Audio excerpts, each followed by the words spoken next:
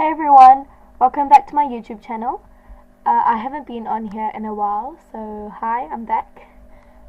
Today's video is going to be about the 10 most useful Microsoft shortcut keys that you can use in Excel to make your jobs easier. So these are the keys that we'll be covering today. First we'll be doing Control S and then Control Shift L, and then Control T, then Control Shift down arrow key, and then Control down arrow key, and then Control A arrow key, Alt plus F1 arrow key, Shift plus space bar, Control plus space bar, and finally Control plus Shift and the plus sign.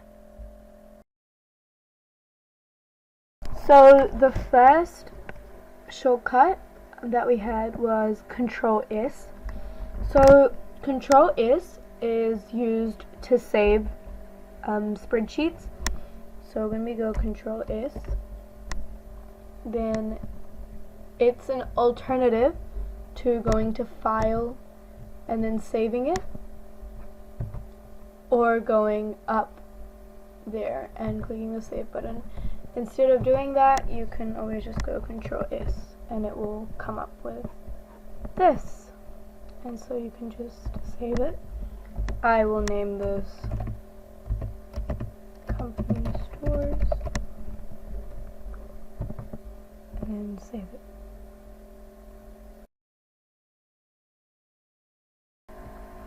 The next one is Control Shift L. So it's used to filter.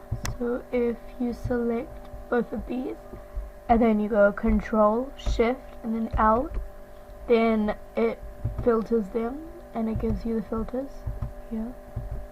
And then if you click Control Shift L again, it removes it. This one is Control T. So we're going to be selecting these two, and then when you press Control T and you go OK, and it creates a table.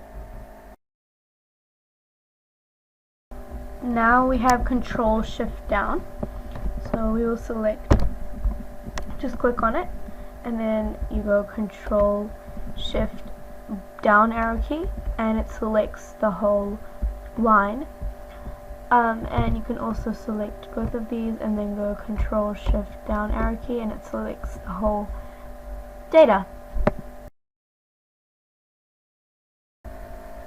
And then we have just the Control down arrow key, so you click on one and then Control down arrow key, it just moves you to the bottom of the whole dataset.